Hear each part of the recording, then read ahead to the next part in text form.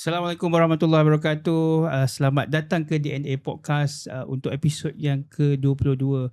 Alhamdulillah kita dah sambut Hari Raya Adakah. Ramai yang telah melakukan ibadah korban. Alhamdulillah yang pulang ke kampung, semoga yang dah selamat sampai ke destinasi. Yang pulang kita dah slowly dapat kita punya penerbangan pulang ke Malaysia tu. Dah ada jemaah-jemaah yang pulang, alhamdulillah. Semoga dipermudahkan segala urusan pulang ke tanah air. Hari ni topik kita lain sikit. Kita walaupun mood raya ada lagi, kita nak sambut mungkin kawan-kawan, sahabat pulang ke daripada ibadah haji.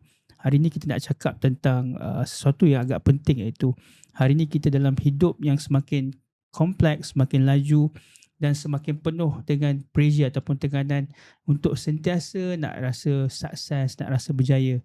Tapi dalam kita nak mengejar itu semua, ada satu perkara yang kita sering kita takutkan, iaitu proses untuk menjadi tua ataupun warga emas. Kenapa ramai orang yang takut untuk menua ni, sedangkan kita akan menghadapi satu proses yang orang kata secara fitrah, dan negara kita akan bakal menjadi negara tua tak lama lagi. Dan adakah dengan negara tua tu maksudnya kita aging population kita semakin meningkat lah, dan adakah dengan kerana fizikal kita berubah, atau kerana kita rasa takut tidak lagi relevan dalam dunia yang semakin moden ini.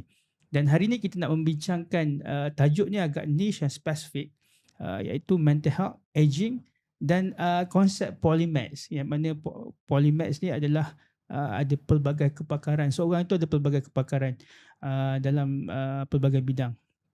So bagaimana manusia ini boleh terus berkembang, bukan hanya dari segi usia, tetapi dari segi minda, jiwa dan the purpose of life. Bersama kita hari ini adalah Associate Professor Dr. N. Jamaludin daripada UCSI University. Beliau merupakan Deputy Deans dan Register Counselor, Register Clinical Psychology, dan ada pelbagai lagi. Beliau juga adalah seorang polymath. Terima kasih Dok bersama kita di DNA Podcast. How are you? I'm good. But Alhamdulillah, I'm glad to be here. Thank you for the invite. How's your raya so far? I mean like kita dah buat podcast ni lepas raya, macam mana? Alhamdulillah raya korban hari tu okey ke semua? Okay.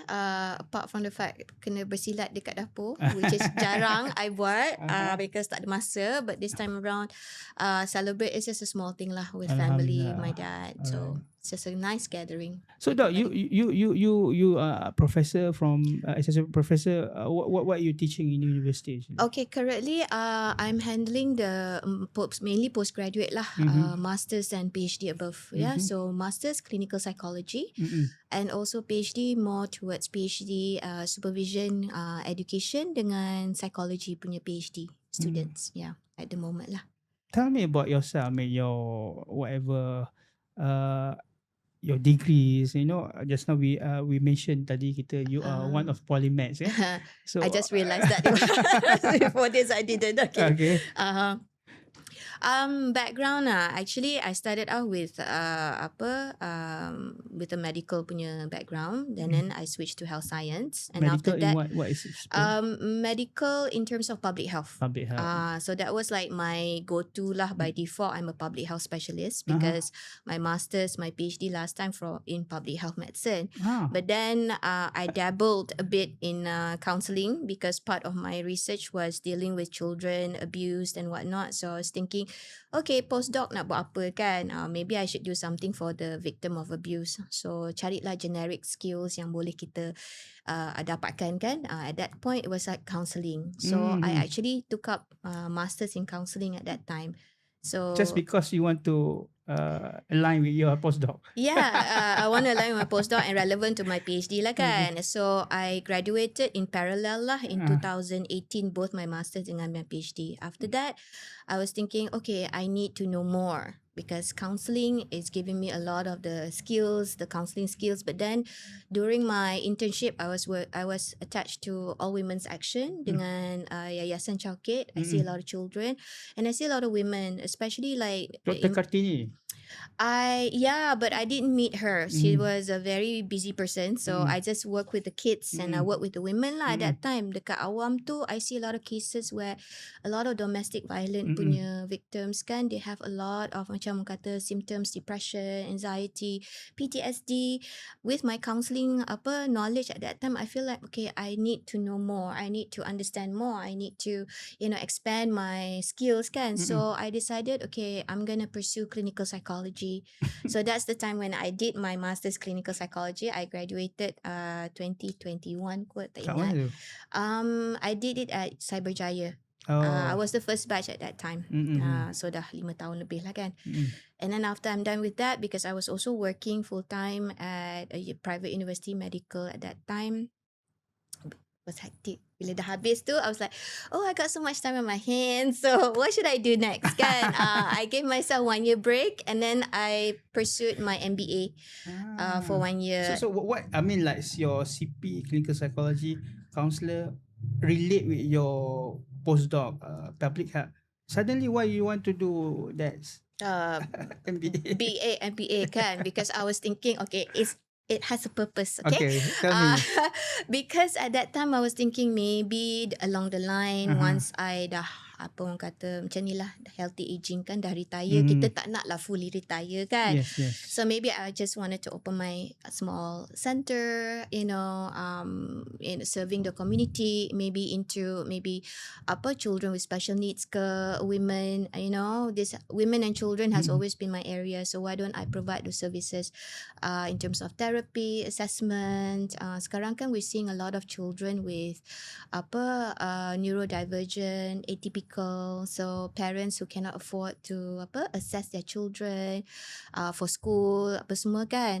So I was thinking of opening my center later. So I have zero knowledge on business. I was really bad. I can sell stuff as long as it's not my own stuff, my own product. I can do it. I can sell for other people, but I still don't know how to go about it. So I thought, okay, maybe it's a good thing to learn a little bit more about marketing, sales, whatever I can find in terms of innovation. We want to be creative, kan? So down the line, future, future planning. So that's when I did my MBA. So I thought, oh, this is interesting, and I left the fact that I'm challenging myself outside of my comfort zone, see whether I can do it or not. So after my MBA, I was I heard you got the best student. Yeah, for that, yes, for my MBA kan, tak sangka pula dapat kan. I was best like, student what? I was just like, the interest was there. Research has always been my area, so I was like trying to cater towards women punya leadership in academic and whatnot. So after my MBA, I was like, something missing juga. No, I was like, should I take a break or should I just really pursue this a little bit further? Might as well. So I did. Now I'm currently doing my DBA lah. Doctoral business doctorate in business admin. So I thought it's like equivalent to PhD also, right? Yes, but it's more industry based kan. Doctorate in business admin is not like 100% fully research like a PhD. Dia macam ada coursework and then there's also industry based as well, part of your project lah. So asam alang selup kasam tu selam je lah kan, terus might as well kan. So what's the reason? I mean, MBA you want to do for your business, and DBA what you want to I wanted professor to in no, actually more of expanding the knowledge lah. What else I can do further in this area, since my interest has always been women, kan, from mental health, women, children, and now I want to look at moving towards women empowerment, leadership, and things like that. So you can see from one end of the spectrum, the ones that are at the lowest of the low in terms of women punya experience in life, to potential and thriving. So you can see I'm baru nampak kan my pattern of moving towards that sort of thing kan. So there is a purpose for the things that I do lah. It's not just, although I say it's for fun, it's for knowledge, but it actually all serves a purpose. Every single one that I learn, I actually gain a lot more in terms of the area, and I do gain. I think the one that I enjoy the most when I'm learning is the fact that I meet people from many different walks of life. and they all become my friends. Okay, and they're all become my network, and it helps if you want to move into a different career punya trajectory, because you know people from that field, because you learn from them.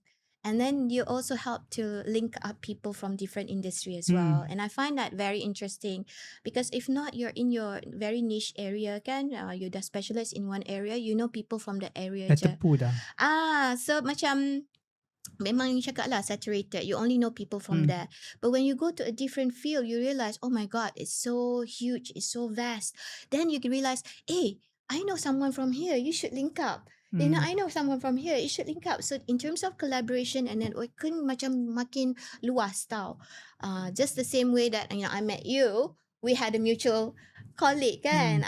We had like Dr. Mimi as a person, like, oh, that linked it up. And then we realized that, hey, you actually know people from my people as well. Like Dr. Diana, she's like my high school punya friend kan. I was like, such a small world. And that's how I think at this point in time, we're so connected in many different ways, that it actually helps. You never know, where all of this is going to come back to you. And I think that's the beauty of our journey. There's always a reason. As we say, kadar kan, there's a reason why things happen for us now. We may not see the hikmah or the benefits, but what we're doing now actually pave way for what is to come in the future. So I always believe in that, so whatever I do now, even though maybe I pun tak nampak, orang pun tak nampak why you doing it kan, but I always believe that it always serves a purpose.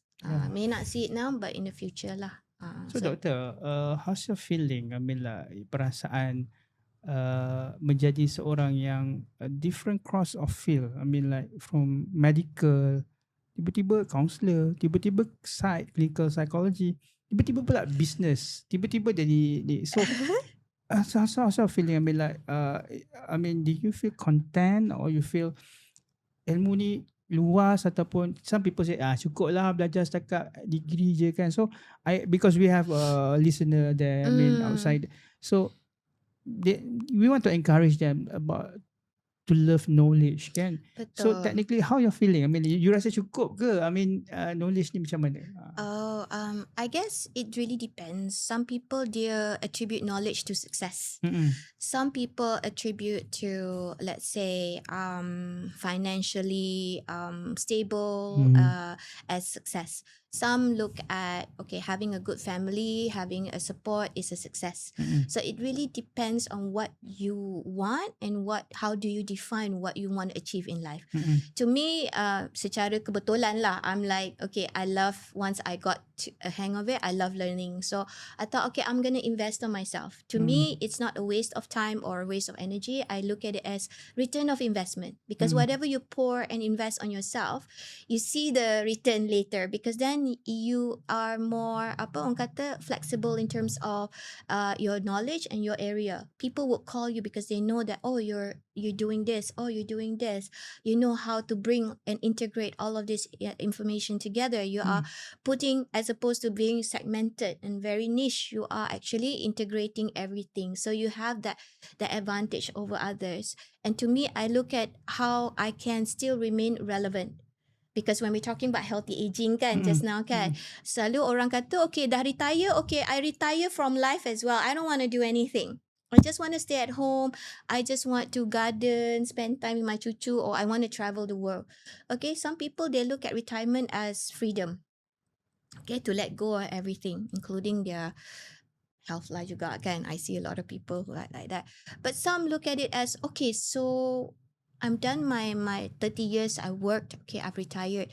So how can I still contribute? How can I still be relevant to my community, be relevant to my family kan? Because kalau you ingat yang psychosocial punya theory of development kan, lifespan development tu, at this age is either you're thinking about generativity or you're stagnant. Yep. Kan, you're thinking, okay, generativity, what can I do to contribute more? So to me, apa benda yang kita belajar sekarang ni, obviously it will serve a purpose.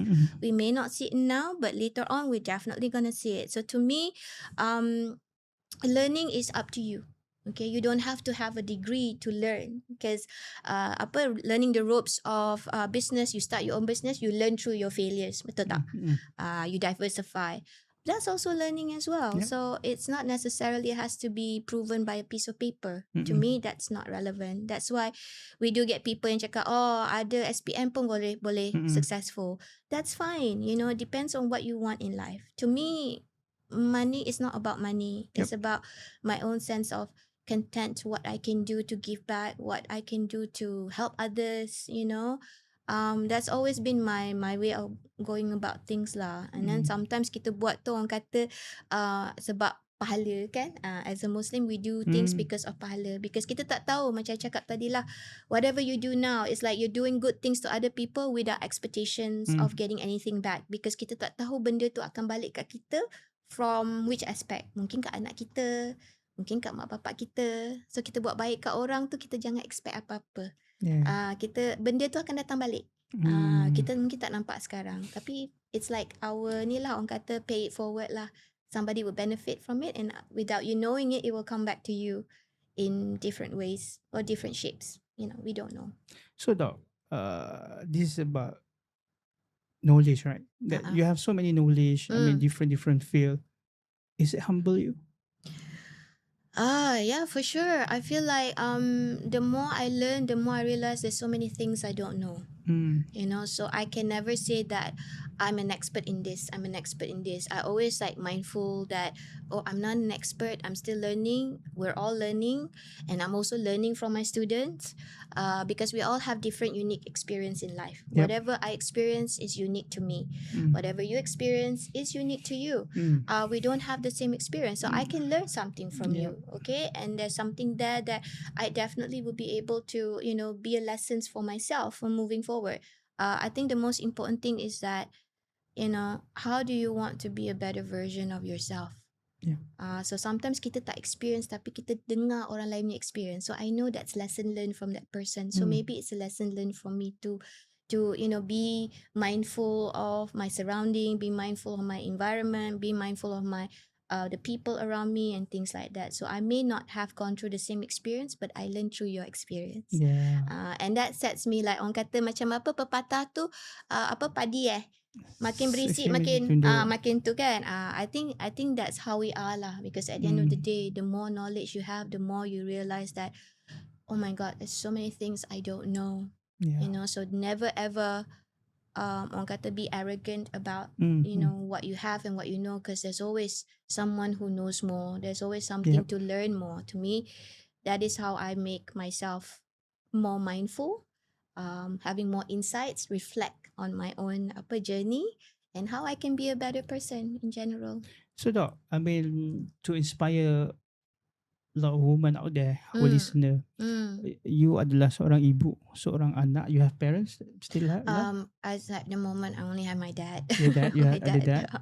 You have a husband and children. How many children you have? I have 3. 3 children. So you have all the responsible, all right? Yeah, as a daughter, as a husband, as a wife, ma, and then you're also working in the assistant professor in university and other university also as a supervisor, I heard. Yes. So where do you have time for all these things, for learning all this knowledge? Share to the world how you manage your time. Good question. I ask myself the same thing every day.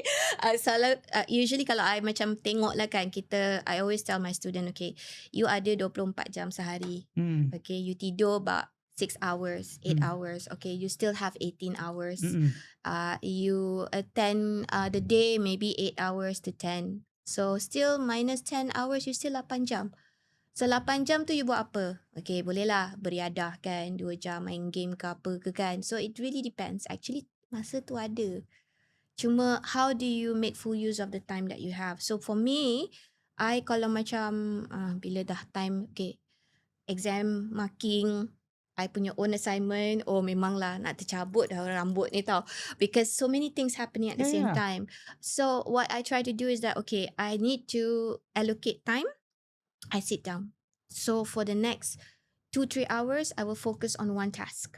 So I tengok mana task yang I kena prioritize first. So I break it down. Kadang-kadang marking tu macam ada let's say 40 lah scripts kan kita kena jawab. Usually I tak ada tengok, okay, I have to do everything in one go. So I will break it down. Okay, I'm gonna do 10 first, then I take a break, and then I'll come back, do 10 more. So throughout the day, I staggered sampai habis. So that's usually how I do things. So nampak macam dia punya task tu not so daunting. Not so like, oh 46 kena habiskan hari ni juga. But when you stagger it, it actually looks manageable, to be honest. And this is a strategy or skills yang a lot of people tak tahu. Plus, I ni jenis tak boleh duduk lama-lama kan. Banyak betul lah distraction kan. So, I need noise. Kalau kat rumah lagi lah dengan kucingnya berlari sana sini, dengan anaknya. I have 5 cats. So, there are my fur babies. Sometimes, I think I have more connection with my fur babies than my kids because dah besar-besar kan. Budak-budak ni dia dah adolescent, remaja, they want their me time, dah tak adalah dengan mak ke dengan ayah kan. So my kucing je lah yang datang buka pintu, dah ada dah. So that helps as well to kind of like wind down, find time to have that moment for myself. And I think practicing macam kita discuss a few while back, self-care is very important. I mean, there's no point chasing money ke, chasing career ke, kalau you really do not enjoy yourself, in the moment kan. And I think sometimes kita pun kena step back if we are too overwhelmed with so many things. Yalah banyak benda, but you kena macam tengok balik apa yang you can strategize so that you can not push yourself lah, you can carry yourself in the longer term. I think that's the most important thing yang kita kena fikir lah, because to me, and you're a counselor kan as well. So as a counselor, I do believe that whenever we give this analogy, when your cup is full, you need to know how to stop. But for us, because we can regulate ourselves better, our cups is so flexible, it becomes big, it can go small, big and small, big and small. So it will never be full, because we keep on stretching it, we keep on taking more because we know how to manage it. But that can be a good thing or a bad thing juga lah. To what extent you want to keep stretching yourself kan? So at one point you kena macam reflect balik lah, is this how I want to go with my life ke? I want to just step back a bit and regroup myself and then tengok, okay, maybe I should take less than what I'm taking right now lah. Do you think you say no more than yes? I would say I try to reason if I'm gonna say no. It's hard for me to say no. But then again, I'm also quite ni jugalah. If I can take it, I will take it. If I rasa memang I'm like maxed out, I cannot, but I kesian lah kan for someone who has to take it, then I will take it. Macam sometimes we have a lot of classes, lectures, tapi kita tak cukup orang nak ajar. Or the rest dah max already, diorang tak boleh. So I rasa, okay, kalau I boleh, I cakap I boleh. I try my best lah. I kata, I will do and see how I go in taking these subjects. Kalau I rasa... offer. Padahal kerja ditimbun dah banyak dah. Banyak bertimbun. Memang banyak lah. So I'm like tutup sebelah mata. Okay, what can I do for this lah? A bit, orang kata difficult lah because you nak balance everything kan. Tapi you try your best. Mana-mana yang kita inform student lah. Kata this is this. So we just try to adapt our teaching. So maybe not all classes has to be physical. So we have to like provide some extra work like on the platform so that they boleh buat self-directed learning. So that means we don't have to be there physically, and then we give them also tasks in class. So it's a bit flexible lah. I think our job is to be creative as well in terms of managing our classroom with our students. So I think that's the flexibility that we can play around with lah. So nak kata bila tengok macam tu kan, actually boleh je ambil macam tu lah. Bukannya tak boleh ambil. It's a matter of whether you want to put that extra effort to to kind of like organize things so that you have more time to do other things. Macam tu lah. At the same time, still teach that subject. Kena pandai lah. That's how kita kan solution punya focus person kan. Cari solution sahaja. in that sense. So it works out. Doc, you can answer this, or you can just ask me to continue other questions. Boleh. Okay, you was in Australia, I guess. Yes. You was in Australia. I was in you have so many chance there. Banyak peluang dekat sana. I mean, okay. you can work, you can grow your child. So many good education there. I'm not saying that Malaysia not good education, but there is more. But why you coming back? I mean, like, tell me the reason. I mean, you want to inspire more Malaysian, because our podcast ni ada ramai yang kat luar negara juga tengok. Betul, faham. What I mean, beside your parents, what you sacrifice? I mean, hari ni kita cakap air korban kan. What actually you korbankan? I mean, like, why you coming back? To be honest, at that time, because my husband is a convert lah, kan. At that time, we were living at my late mother-in-law punya rumah lah, somewhere out in Elizabeth. Elizabeth is about 45 minutes. Wait, you was working there, or I was studying. I was studying my husband. I was Adelaide. Adelaide. Okay. South Australia. And my husband, he born raised in Adelaide lah. Cantik it's beautiful. It's very nice. You nak lepak-lepak, retire, it's a good place actually. No doubt about it. But we find that it was difficult. It was difficult enough for him as a convert, to be honest. Kat sana, either you're Malaysian, Indonesian, or you're from Libya, you're from Palestine, Iraq, or Iran. Convert tak banyak. So it's like that belongingness lah of converts kan, not really that big lah over there. So he was adjusting, but when we moved to his mom's house back in Elizabeth, the closest masjid was in Marion, if I'm not mistaken. That was about I think about 45 minutes as well. Kalau nak pun kena pergi Adelaide Mosque, which is also 45 minutes away. So we were the only Muslim couple there kan, and the rest is all Australian, Greeks, Italians. Yeah, so it was, to be honest, it was a time where I question myself jugalah kan. Is this where I want to be? Is this what I want to do? Masa tu tak ada anak lagi? Masa tu ada dah. Dah ada dah? Baru tak sampai setahun kot at that time. So it's just me and my daughter every day. So there was that low moments lah, like questioning, this is what I studied my master for. Am I just going to end up being a housewife? Masa tu tak ada PhD lagi? I was doing my master's tak. Sebab right after I did my degree, I terus sambung buat my master's kan.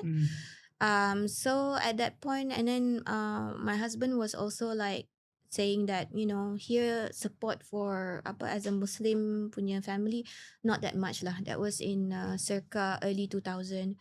So he was also thinking whether or not maybe it's a good thing to go back as well. Your parents are there. His mom at that time was hospitalized kan. Dah masuk macam I would say palliative lah, because she had a major stroke and whatnot. So very dependent on machines and stuff. And then like he also cakap macam, okay, kat Malaysia there's at least masjid is like 5 minutes away. And maybe it's a good environment as well, thinking about how the kids are going to grow up in a non-Muslim punya environment kan. And I was thinking, I think that's a good idea. And then it was like post 9/11 at that time kan, 1999, 2000 kan. So there were a lot of backlash juga lah. And then when we decided to come back here, I think I didn't think of it as sacrificing anything lah. I think I gained a lot from moving back to Malaysia, because then my family's here. Technically for my husband, we are his family anyway kan. And I think it worked out well. Of course lah, orang kata, why didn't you stay in Australia, blah blah blah. Sebab ramai berlumba nak pergi sana. I mean the grass is not always greener. Yeah. And I always see a lot of a lot of Malaysian yang kerja overseas kan, once they come to a certain age kan, they will want to come back here in Malaysia as well. Especially if their parents are aging, semua kan. To be honest, that having lived there for like 9 years and then 9 years you lived there? I was there for 9 years. Meaning your daughter was 7? No, because I had my daughter in 2000. So I was there since 97. Oh, lama dah. So I had my daughter 2000 kan, so that we only came back around 2005, something like that. So I believe that everybody's, like I said lah, everybody's journey is different. Okay, so my journey is different. Our reason of coming back is different than other people. Of course, ada je my friends yang stay kat sana, kerja kat sana, apa semua kan, and they're enjoying life. But that's how they see it. You know, I see it differently. So if you feel that you nak stay and work and overseas, by all means, that's your choice. I'm not here to convince otherwise, because to me coming back was one of the best decisions lah. And then my kids pun dah grow up, dah acclimatized to be Malaysian kan.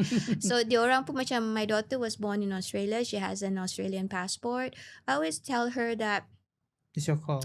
I never took away that citizenship lah. I cakap kat dia, if anything you can always go back to Australia. You still have relative there? And my sister-in-law, my brother-in-law, my nephew, nieces semua ada kat sana. And my husband pun travel back to Adelaide to see his siblings, because when you dah sampai at certain age macam ni lah, you wanna like see your family, you wanna see your siblings. So he has that freedom to travel and stuff like that, which is, I think it's important, because at the end of the day they are your siblings. They are your flesh and blood kan. So I pun fikir benda yang sama juga. Sekarang pun I dah rapat very close to my sister, my brother, and then my late stepmother. Time ni lah macam kena rapat dengan my dad since he's alone kan. So I think again lah, family will always be there. You know, your experience in life keeps changing, but you can never replace the family. So I always feel this is the time where I need to be closer to my dad, kan, and then be closer to my siblings. And itulah, so to me, everyone has their own purpose, their own goals that they want to achieve. To me, I mean, being in Australia or working overseas and stuff depends on what you want in life. I like the way your statement, that's the best decision you made in your life, because when you mentioned just now, you actually helping your new revert husband to learn the deen in Malaysia. Kalau tidak, lah 45 minit nak pergi lah mana mahunya kan. So technically that's why I can see your life as so blessing. Allah give you so many knowledge and look young, skin young kan. Kata healthy aging kan, healthy aging kena. So we moving to our topic is actually tadi kita cakap pasal polymath one of our topic. Now we're talking about tentang aging population. So Dok, kenapa tadi Dok kata Dok, you are closing to your rapat balik dengan adik-beradik dan sebagainya. Tapi hari ni ramai orang semakin takut dalam proses penuaan. Why that? As a counsellor, CP and public health expert. You have three things. I mean, that's a good question. I think semua orang try to, I guess, be as functional and as productive, and as we age kan, a lot of our functioning also macam orang kata regressing lah, as we say. I mean, obviously you're not gonna have the same stamina, the same amount of energy, and then cognitively pun your brain also start to get like brain fog. I think for women even more lah, because we are going to orang kata menopause and whatnot kan. So I think we are also dealing with that as well, and it's not an easy transition, not to mention in terms of orang kata financial stability. When you pass the age of 60, you're supposed to retire, and after retirement, not a lot of companies would want to hire you as well. Kan? So how do you, if you don't have savings, you don't have EPF, dah bayar, for example, for your kids' education and stuff like that. So how do you manage yourself for the next, God knows, maybe 10, 15 years, 20 years that you're going to be living? So after kita dah retire, kita ada lagi 20 years of life, Tengoklah Tun. 100 years. 100 and it's still going, right? That is orang kata living proof that if you keep, exercising your brain by reading and all those things, less likely we would have dementia or Alzheimer's, worse off, yeah, because you are constantly using your brain cells, I would say, to be stimulated all the time, and we need that because macam ni lah, macam you exercise lah, you tak exercise, habis lah your muscle tak ada. Same with your brain as well, because again, there's many different parts of our brain that yet we to explore, okay? So when you get to a certain age, all of this is also going to digress if we're not using them. So to me, it's not just about physical health. It's also about emotional and also psychological and the cognitive aspect. Growing into that age as well. And because the fact that we are living longer, because we have better orang kata healthcare punya support, we have better access to a lot of orang kata medication and whatnot, and then people are more aware about healthy living, kan? So we see that more and more of our population getting older, and not to mention that they're still productive. Okay, kalau you tengok dekat my university kan, a lot of the retired professors in the public university, they come and teach at our university, and they are supervising students, they are publishing, they are still going, they are still orang kata very very productive. So to me, that is how I see myself moving forward. I'm not going to stop, not because I need the money, it's more on how I can stimulate myself, right? So that I don't become idle.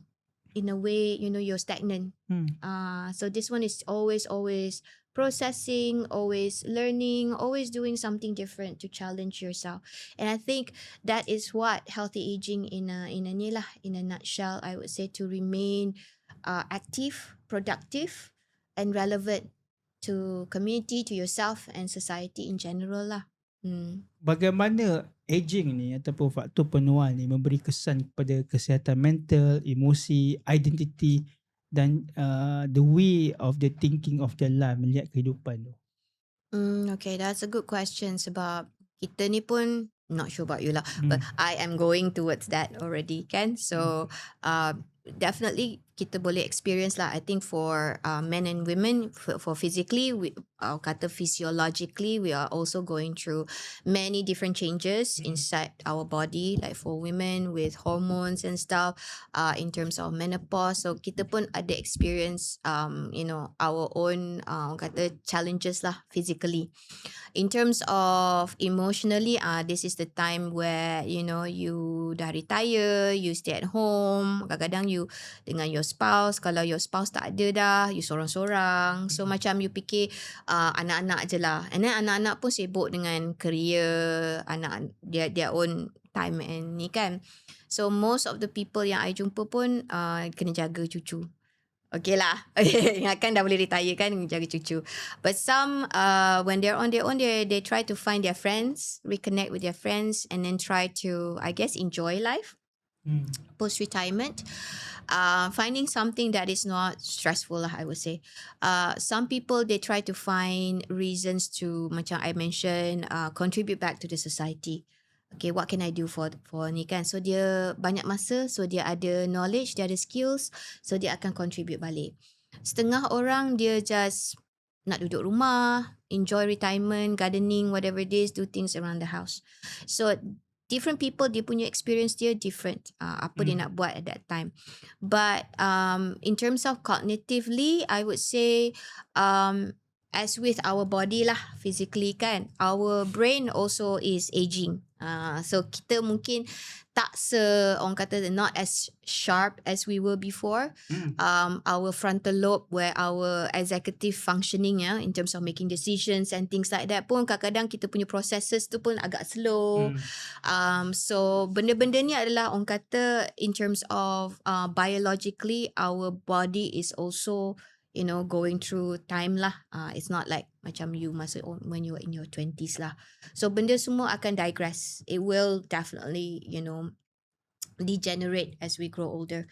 That's why kita cakap last time, as you grow older, you becoming like more like towards childlike. Kan? Ada macam sensitive, very emotional, and then you revert back as if you were a child, which is true, because that is when dementia or mild cognitive impairment happens, where your functioning is not as what it used to be. And this contributed to many different factors. One of it is degeneration lah. Our brain cells are also, not, orang kata, not as 100% capacity as it was before. And as aging as well, kita pun exposed to many different diseases. Yep. Okay, such as orang kata chronic disease lah. Okay, macam hypertension, okay, high blood pressure, diabetes, orang kata heart problem, which also leads towards getting a stroke. Can we see that a lot of stroke survivors, they're affected. Part of the brain is affected because ada blood clot ke ataupun ada infarct, part of the brain is died lah, because ada orang kata saluran tersumbat and whatnot, and that's what orang kata the stroke is, kan? And then half of the body is affected. So benda-benda macam tu akan definitely affect us as we grow older. Not to mention our physical health. We're not as our stamina is not as it used to. I'm not sure about you, but I can't run a marathon. I can walk lah. I can walk 10 kilometers, no issue. But I probably can't run as much as I would love to, since like when I was in my 20s lah. So this is just part of the process of aging, and a lot of people are scared they might lose those function. I'm not able to go out Mount Himalaya like I used to. I can't go on a full marathon like I used to. So they're scared of losing all of this functionality. And the scariest part is when you get dementia, you forget faces of people that you once knew. Okay, dia punya short-term memory dah very affected. Long-term memory still intact. That means if you cakap, you jumpa someone like that, saya ni anak dah, they will say, oh no, you bukan. Dia anak dia ni baru almost 10 tahun. You don't look like, you're 10 years old. Padahal dia dah lost that part, that like maybe the last 10 to 15 years. They revert back to the time when they remember back when they're in their early 40s ke 30s. So bila imagine if you're experiencing dementia, you woke up one morning, you don't recognize your room, and then random strangers coming up to you and say that you are their mother or you are their father. Wouldn't that be scary? Yeah. Kan? 1 minute you feel like you were in your home, your room, very familiar, and 1 minute you woke up, what is this place? Of course, the first thing will be run lah kan.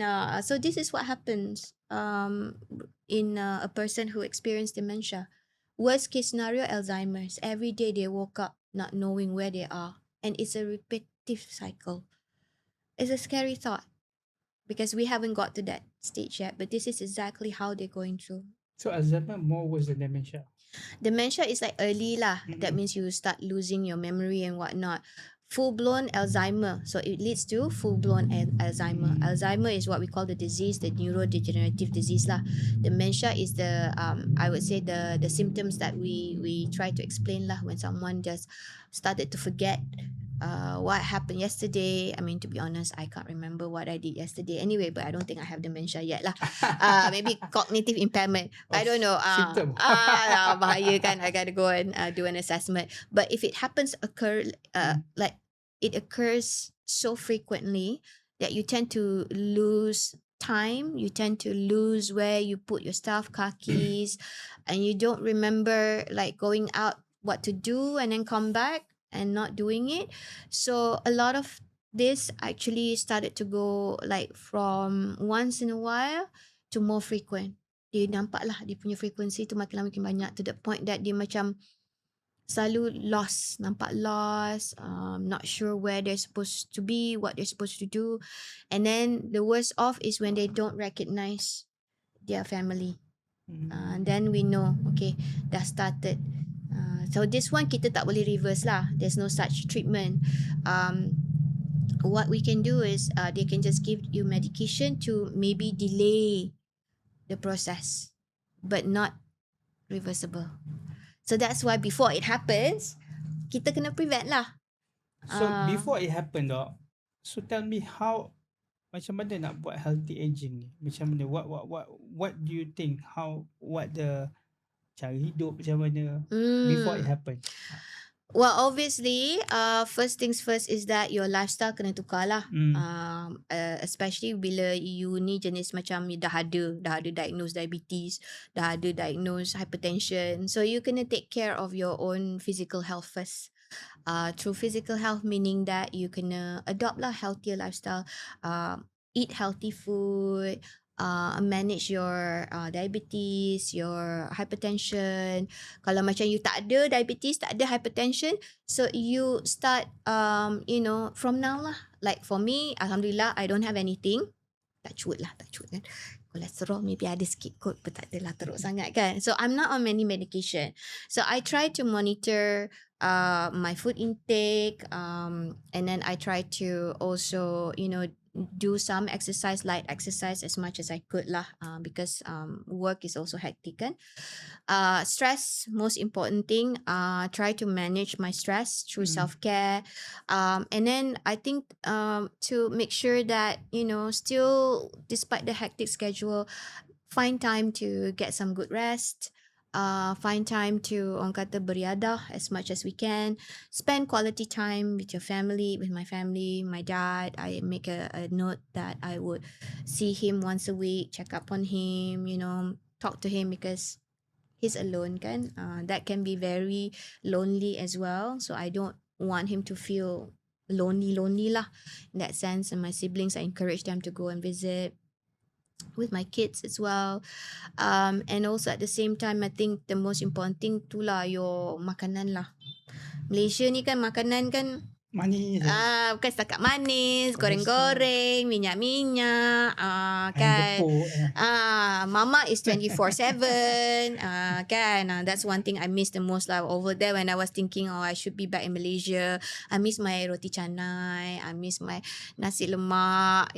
Kat sana kalau nak makan roti canai, tak adalah nak buat kan. Nasi lemak kena buat sendirilah. So those are the things that kind of warm my heart when I was back in Adelaide, thinking about it, and I don't feel as low as I was if I'm in Malaysia. So I think being close to your family, I think it helps as well to increase that that feeling, good feeling lah. I think, and at the same time, when you have a very optimistic look in life, you always try to do better. You try to look forward to the next day, as opposed to just succumb to whatever the situation or life throws at you, and then you get pulled down by the emotions of it. Hence why, you overthink about things, you get depressed over things, and that also, either you like it or not, impacts on your health, your physical health. So staying, I would say, be optimistic but also rational. Not lah too optimistic kan. Orang kata toxic pula. Asyik semua positif. Boleh. Padahal tak boleh kan. Try to be rational about it lah. Very objective about it. I think that helps to kind of lead us to the fact that we're also not putting too much of a high expectations of what we can or cannot achieve in life at this age kan. Tak adalah sekarang ni, I want to be a billionaire. 60 aku nak billionaire macam mana? I mean, be realistic lah kan. So that you don't set yourself for failure tau.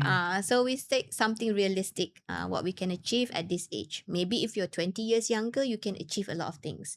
So this is not the time to feel regretful. I should have. Because you can't do anything about the past. So focus on what you can do now and what can you achieve now when you are already at certain age in life kan. Janganlah bombastic sangat. I want to be prime minister when I'm at this age. I'm like, politics pun tak pernah masuk. Macam how, unless you Tun M lah. Maybe he will get back and become the third time. Kita tak tahulah, wallahu alam kan. But for me, I know my challenges, my limitations, my capacity, and I think at certain age where you dah go through like nearly half a century of your life, you learn a lot of things, you experience a lot of things. you know what works and what doesn't for you. Yeah. But other people differently lah experience it kan. So for me, it's try to be more in the present rather than overthinking about what's going to happen in the future and whatnot.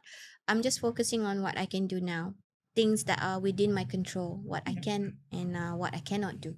Yeah, and that's how I see things in life right now. Speaking about limitation and boundaries, nowadays ramai orang muda tau. Hari ni dia cepat rasa tertekan dan burn out. Dia rasa hilang motivasi dan kenapa perkara ni senang sangat berlaku sekarang ni? What your perspective on that? Okay, this is my own personal opinion lah, and I think every generation, this is something that we see. Every generation has a bit of pattern lah, I would say. The Gen X, okay, before that the baby boomers, they were like hardworking. Okay, they thrive on stability. Okay, so you can see your parents punya generation is like, oh, join government ada pension, you tak payah nak ni, okay, you go with that kan, so at least you ada backup. Kenapa I keep getting that question from my late arwah mak lah, tanya join lah government, tak nak lah. How you stop that time? Your mom was a PTD, right? Dia PTD at that time. She was when she retired, she was Jusa lah. She's always been. How you stop that? I You must cakap, very brutal.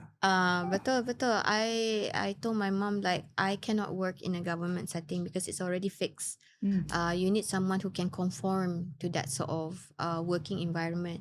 Because sometimes I rasa that the way my mom, the way she is kan dekat office kan, dekat rumah pun macam tu tau. I cakap, Mom, we're not your subordinates lah, kata macam tu kan.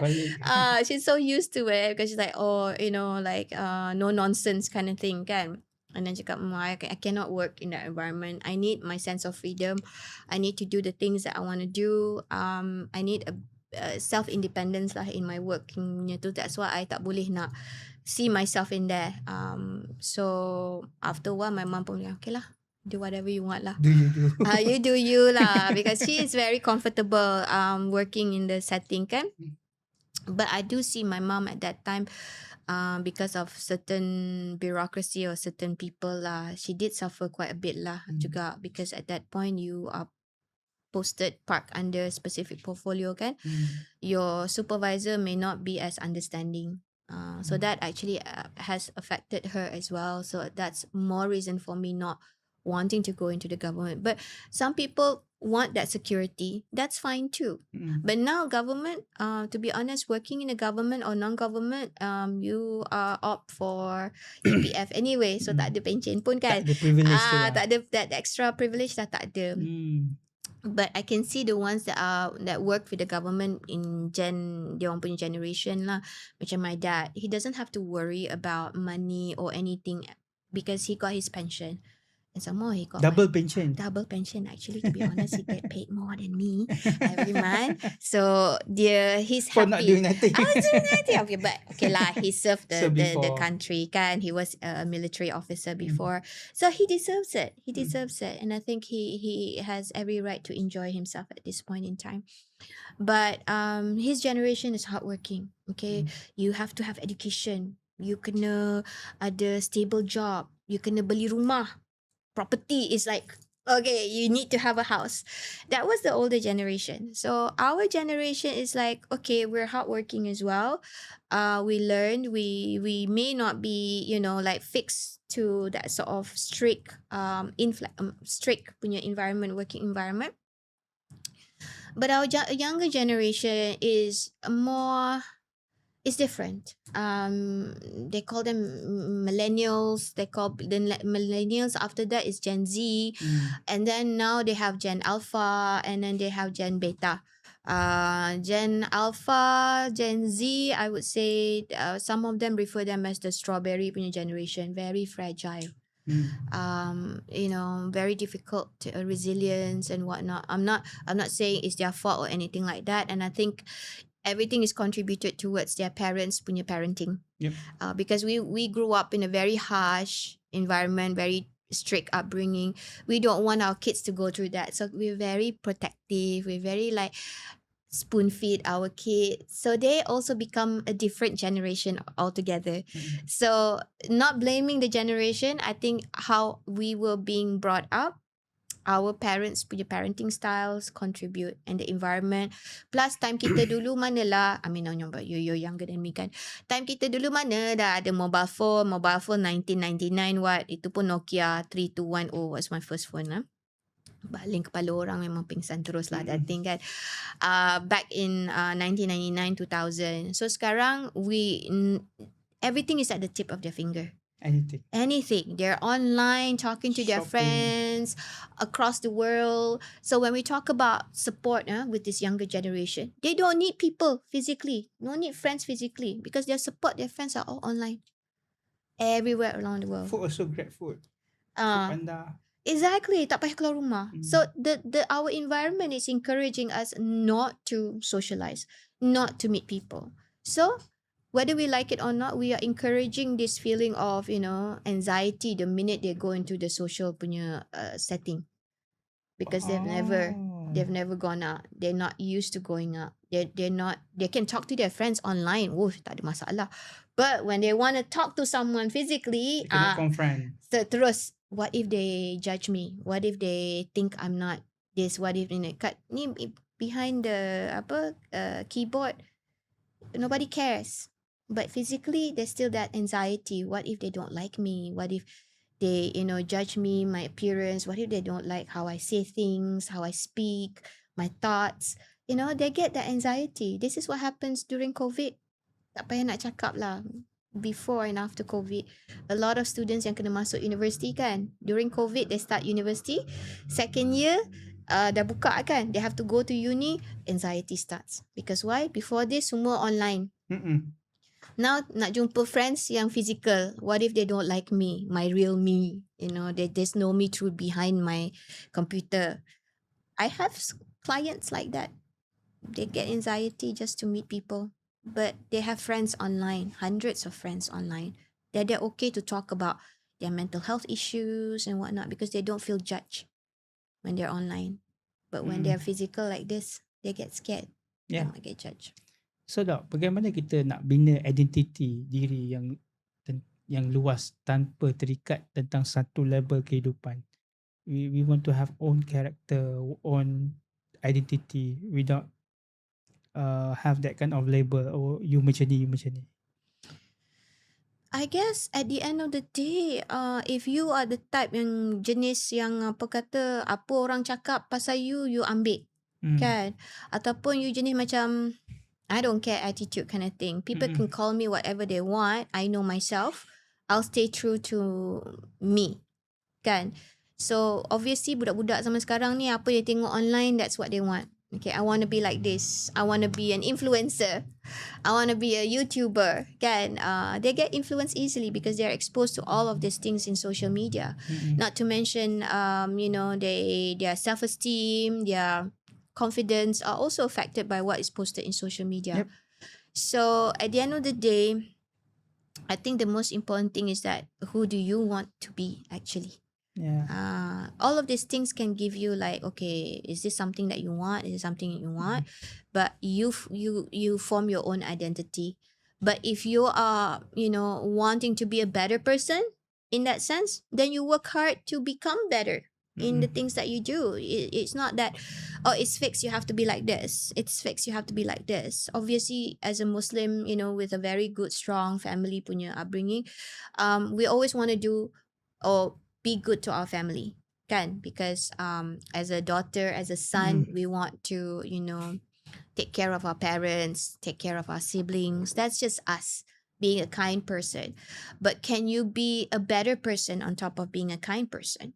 Doesn't mean that you have to be something else. So I think the younger generations really need to find what is it that they really want to do with their life. And if they have like questions, their doubts, that's why they can actually ask a professional to kind of help them guide, give a little bit more clear pathway of what they want to do in their life. And this is part of the growth lah, I would say, self-growth. Kan, because secara apa orang kata hakikinya kita lahir like a blank canvas, isn't it? White canvas. Yeah, white and blank lah, tak ada apa kan. So as we grow, this is when it gets all of the different colors, all of the different things in our canvas. So this is where we form ourselves. So just because we grew up in a very harsh environment doesn't mean that we have to turn out like how our parents turn out. You know, we can find different ways. Like I said, you know, the future is not set in stone. Okay, even we say kadar-kadar pun apa-apa pun without effort you're not going to achieve anything. Betul tak? Kata I want to be rich, I pray I'm going to be rich, buka pintu 1 million in front of our door. Obviously not.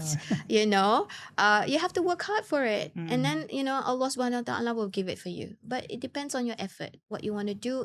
Everything needs you to work on it, even as a person, you know, to grow, to be a better version of you. And I think it all requires a lot of work, a lot of commitment on which part of you that you want to work on. You know, but it has to start from you lah. So Dok, you speaking about self-growth Dok. So bagaimana seseorang itu boleh terus ada berkembang walaupun usia dah semakin meningkat, dah tua? What do you think about self-growth? I dah umur 50, 60. What talking about self-growth?